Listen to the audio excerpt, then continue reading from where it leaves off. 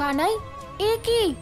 এই পথ তো পূর্ব দিকেই যাচ্ছে, অর্থাৎ আমরা বারবার মথুরার দিকেই চলে যাচ্ছি। হ্যাঁ দাদা, মনে হচ্ছে যেন আমরা গোলক ধাঁধায় আটকে পড়েছি। কানাই, এই সব পথগুলোই দেখছি মথুরার দিকেই যাচ্ছে।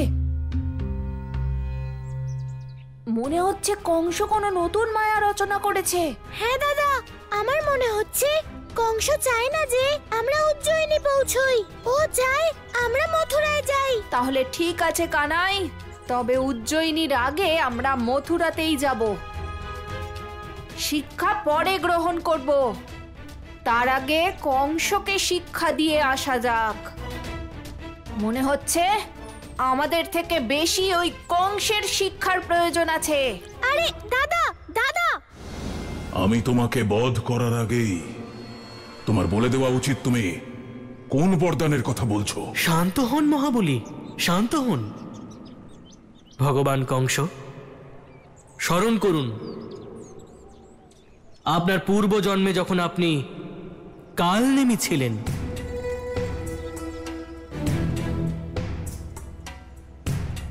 মনে আছে আমার, আমি কালনেমি ছিলাম। তাহলে কি এখানে তুমি আমাকে আমার মৃত্যুর কথা মনে করাতে এসেছো? দেবর্ষি নারদ, যদি আমাকে ভয় দেখাতে এসে থাকো তাহলে মনে রেখো ওটা সত্যযুগ ছিল। ব্রহ্মার বরদানের পরেও ওই চক্রধারী কালনেমির সঙ্গে ছলনা করে তাকে বধ করেছিল। নারায়ণ নারায়ণ। হে মহাবলী, আর একটু স্মরণ করুন, স্মরণ করুন যে ব্রহ্মাদেব আপনাকে কি বরদান করেছিলেন। আপনাকে ব্রহ্মাদেব এই বরদান করেছিলেন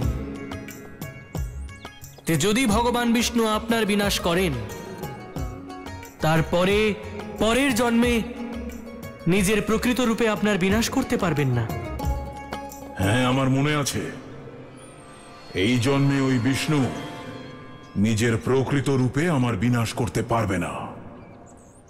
সেটাই তো আমি আপনাকে বোঝাতে এসেছি ভগবান কংস, যে ভগবান বিষ্ণু নিজের প্রকৃত রূপে আপনার বিনাশ করতে পারবেন না।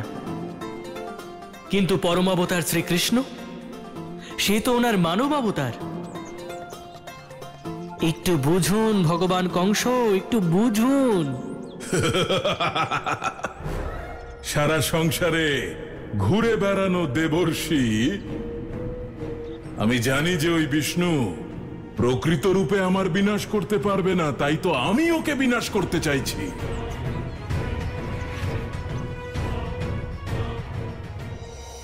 নারায়ণ নারায়ণ।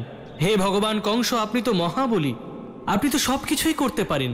হ্যাঁ, আমি সবকিছু করতেই সক্ষম, কিন্তু তুমি আমাকে কি বলতে চাইছো? আমি শুধু এটাই বলতে চাইছি যে আপনি আপনার মৃত্যুকে স্বয়ং নিজের কাছে কেন ডাকছেন?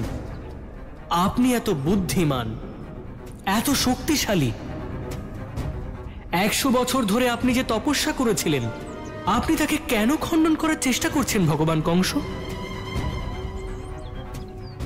একটু ভাবুন ভগবান কংস, একটু ভাবুন যে আপনি এই সংসারে এত পাপ করেছেন, আপনি এত অত্যাচার করেছেন, বৃন্দাবনে অসুর পাঠিয়েছেন, কিন্তু ভগবান বিষ্ণু আপনাকে বিনাশ করার চেষ্টাও করেননি। কেন? কারণ উনি তার প্রকৃত রূপে আপনাকে বিনাশ করতে পারবেন না। কিন্তু ওই বালক যে মথুরার দিকে এগিয়ে আসছে, ও ভগবান বিষ্ণুর মানব অবতার। ও কিন্তু আপনার বিনাশ করতে পারে। ওর এই ক্ষমতা আছে ভগবান কংস, ওর এই ক্ষমতা আছে।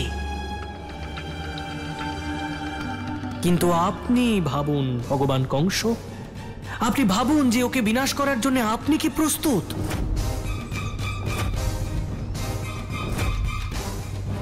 এখনো সময় আছে ভগবান কংস, ওই বালককে আটকান। আমি তো শুধু এটুকুই চাই যাতে আপনার কোনো ক্ষতি না হয়, আপনার জীবন সুরক্ষিত থাকুক। এবার আপনার ইচ্ছে। নারায়ণ নারায়ণ।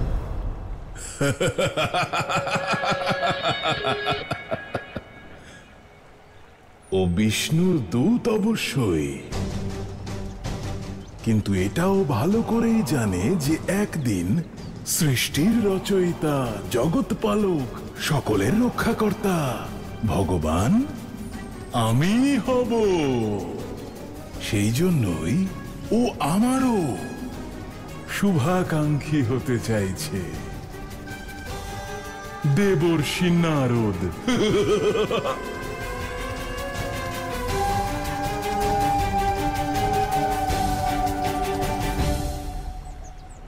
কিন্তু কথাটা তো সত্যিই বলেছে।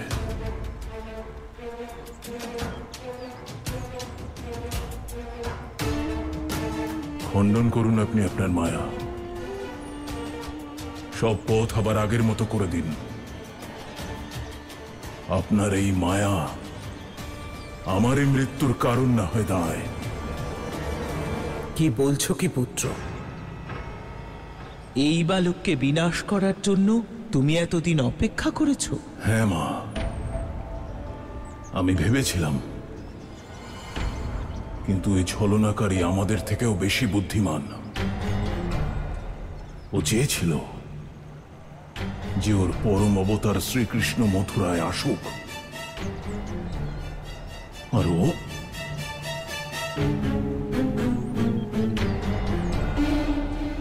কানাই মথুরায় আসবে, কিন্তু এখন নয়, সঠিক সময় এলে। কংস, কংস ওকে আসতে দাও। এই সুযোগ তুমি আর কখনো পাবে না। না মা, এইবার আমি কোনো ভুল করতে চাই না। ওই ছলনাকারী ওর প্রকৃত রূপে নেই, কিন্তু আমাদের দেখতে হবে ওর পরম অবতার কানাই যেন কোনো অবস্থাতেই বাঁচতে না পারে। আপনি খণ্ডন করুন আপনার মায়া। তোমার যা ঠিক মনে হয়।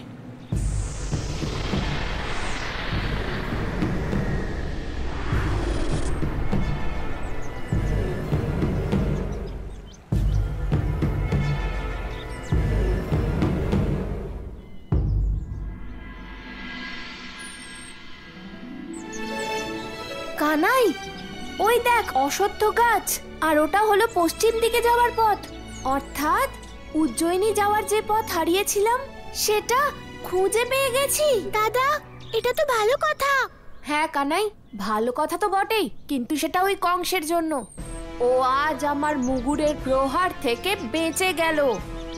এবার চল। পুত্র, নারদের কথায় বিশ্বাস করো না। ও ছলনা করেছে তোমার সঙ্গে। নারদ ওই বিষ্ণুর পাঠানো একজন চর। হয়তো আপনি ভ্রমিত হয়েছেন মা, আমি নই। এই সকল ঘটনা প্রবাহ তো এবার আমি বুঝতে পারছি। প্রথমে ব্রহ্মার থেকে আমার বরদান লাভ করা, তারপরে ওই দৈববাণী হওয়া, আর তারপর ওই ছলনাকারীর মানব রূপে জন্ম নেওয়া। বাহ চক্রধারী, এইসব তুমি এই কারণে করেছো তো, যাতে তুমি মানব রূপে আমার বিনাশ করতে পারো। যেটা তুমি ভাবছো সেটা আমি হতে দেব না। এইবার তুমি নও, আমি তোমাকে বধ করব। ভগবান, কিন্তু কিভাবে কিভাবে বিনাশ করবেন? ওই কানাই তো বৃন্দাবন থেকে দূরে চলে যাচ্ছে শিক্ষা গ্রহণ করতে, তাহলে কিভাবে? যখন ওই পিঁপড়ের আয়ু ফুরিয়ে আসে, তখন তার যেমন ডানা গজায়, তেমন ওই গোয়ালার দিনও ফুরিয়ে এসেছে।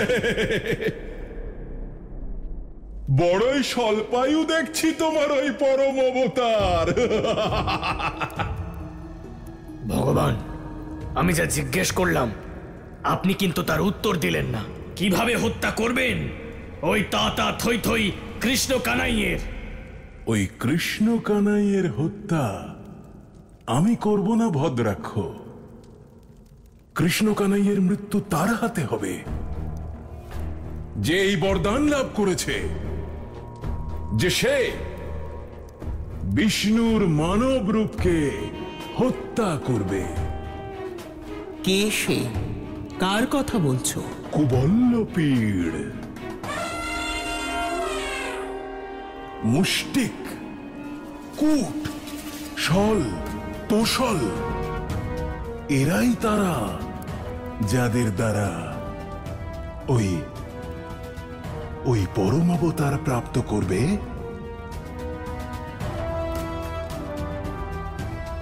পরম গতি।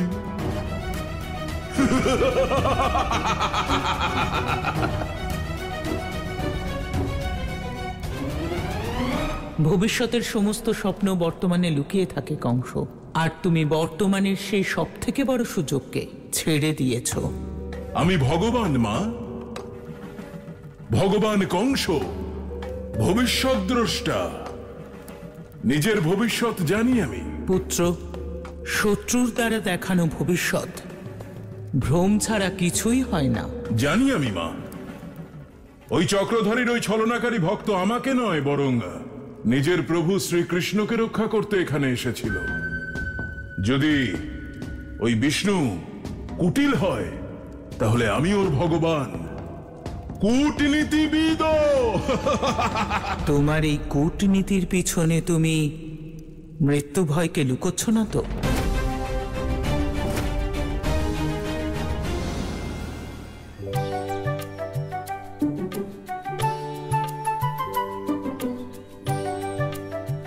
কানাই, ক্লান্ত হয়ে গেছি আমি, আর কতক্ষণ হাঁটবো? কানাই, উজ্জয়িনী এখনো বহু দূর, কিছুক্ষণ বিশ্রাম নিয়ে নি না। দাদা, আমাদের জীবনে বিশ্রাম নামের আর কোনো শব্দই নেই। আমাদের গুরুদেবের আশ্রমেও পৌঁছতে হবে, আর তোমায় ওই কংসকে শাস্তিও দিতে হবে। কানাই, ওই কংসকে শাস্তি দেওয়ার জন্য আমি সারাদিন হাঁটতে রাজি আছি। চল। চলো। কিন্তু কানাই, যতদূর আমার জানা আছে, গুরুকুলে পৌঁছানোর পর আমাদের এই বস্ত্র ত্যাগ করতে হবে, আর গুরুকুলের বস্ত্র পরতে হবে। হ্যাঁ দাদা, তুমি তার চিন্তা কেন করছো? কারণ যেখানে যেমন সেখানে তেমন। না কানাই, আসলে আমি এটা ভাবছিলাম যে গুরুকুলে পৌঁছানোর পর আমাদের জীবনে কি কি পরিবর্তন ঘটবে। দাদা, তার থেকে তুমি সোজাসুজি বলো না যে তোমার লাড্ডুর কথা মনে পড়ছে। কারণ গুরুকুলে সব বালকদের স্বল্পাহারী হতে হয়। আর আমি তো শুনেছি যে গুরুদেব সন্দীপনের আশ্রমে লাড্ডু নয়, বরং ছোলা খেয়ে নিজের জীবন কাটাতে হয়। ছোলা? হ্যাঁ। চল কানাই। চলো দাদা।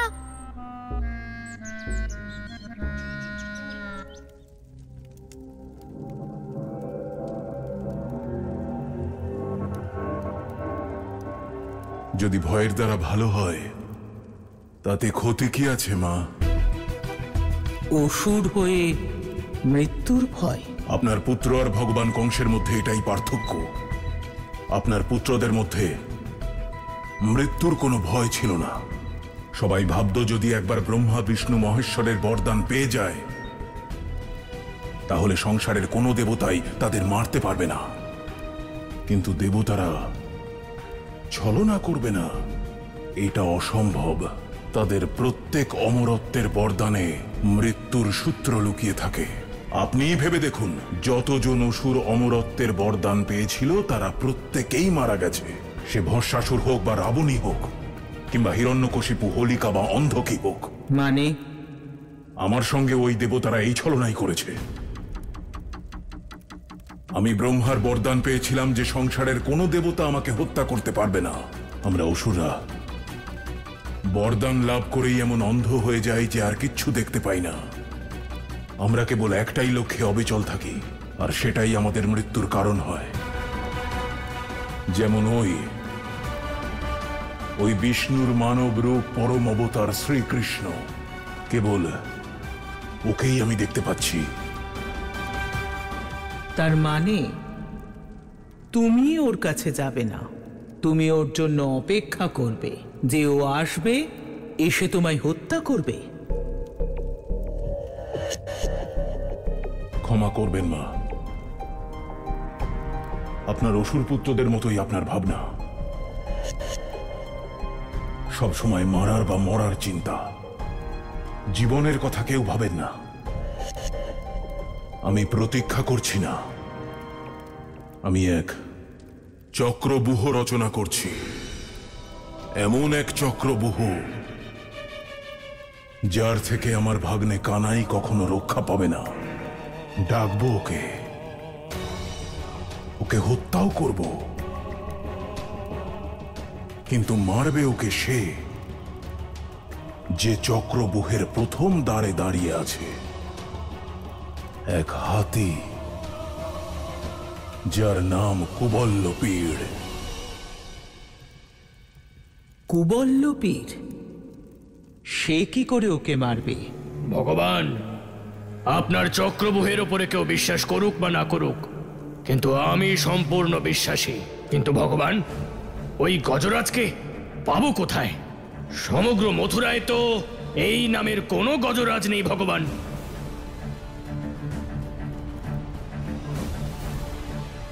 সেই কারণেই ওই গজরাজকে আনতে যেতে হবে। চলো ভদ্রাক্ষ।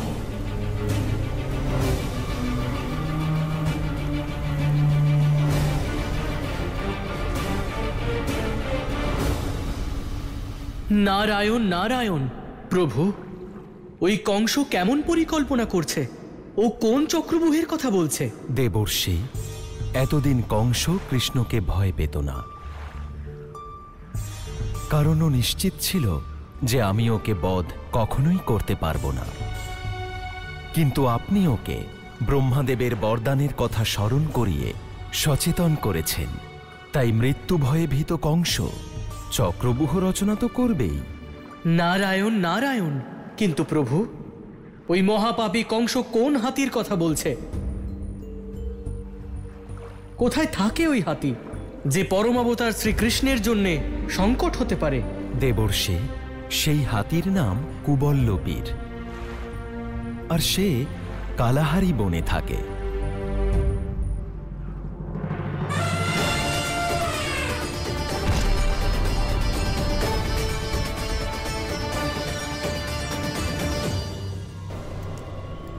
বোন, তুমি এখনো এখানেই আছো, যাওনি? তুমি তো সবার সামনেই সত্যটা স্বীকার করে নিয়েছো। যাও যাও, এখন তুমি স্বাধীন।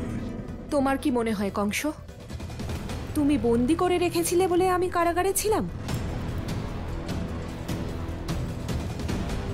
যখন আমার অষ্টম সন্তান আমার গর্ভে জন্মে ওই কারাগার থেকে মুক্ত হতে পারে, তবে কি সে তার মাকে নিতে নিজে আসতে পারে না এখানে? বোন, তাহলে এটা তোমার নিজের দাদার প্রতি ভ্রাতৃপ্রেম ছিল, তাই তুমি এখনো এখানে আছো মথুরায়? না কংস, এ হলো এক মায়ের প্রতিশোধ। যে কারাগারে তুমি আমার 6 সন্তানকে হত্যা করেছো, আমি সেই কারাগার থেকে ততক্ষণ মুক্ত হব না যতক্ষণ না আমার অষ্টম সন্তান তোমাকে হত্যা করছে। কেমন মা তুমি? নিজের বেঁচে থাকা শেষ 2 পুত্রের মৃত্যু দেখার পর এখান থেকে যাবে? আরে কত ক্রূর হয়ে গেছো তুমি! এত ক্রূরতা তোমার মধ্যে এলো কোথা থেকে? এটাতেই প্রমাণ হয় যে তুমি ক্রূর কংসের বোন।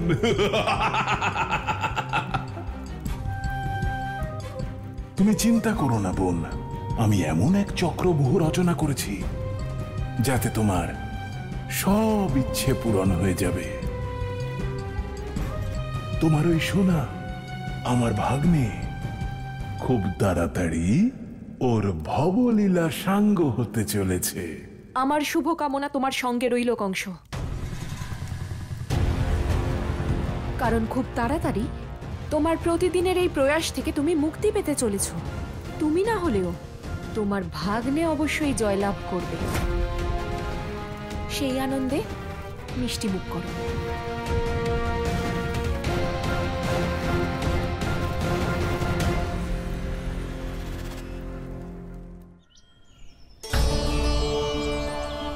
প্রভু, আপনি ধন্য। নিজের কথা রাখবার জন্য আপনি আমার আশ্রমে আসছেন। এবার আমি সাক্ষাৎ নারায়ণের গুরু হবার পরম সৌভাগ্য লাভ করব।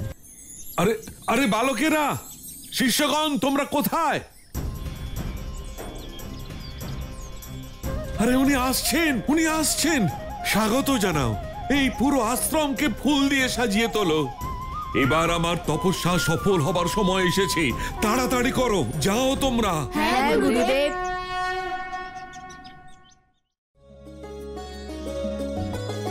संदीपन का पुलकित है मन, संदीपन का पुलकित है मन। हो रहा प्रभु का आज आगमन, संदीपन का पुलकित है मन। भगवानी की रीति निभावे, आश्रम को पुष्पों से सजावे। धन्य जो प्रभु के दर्शन होंगे, स्वयं हरि के शिक्षण होंगे। संदीपन के भाग्य जगे हैं, शीश के रूप में कृष्ण मिले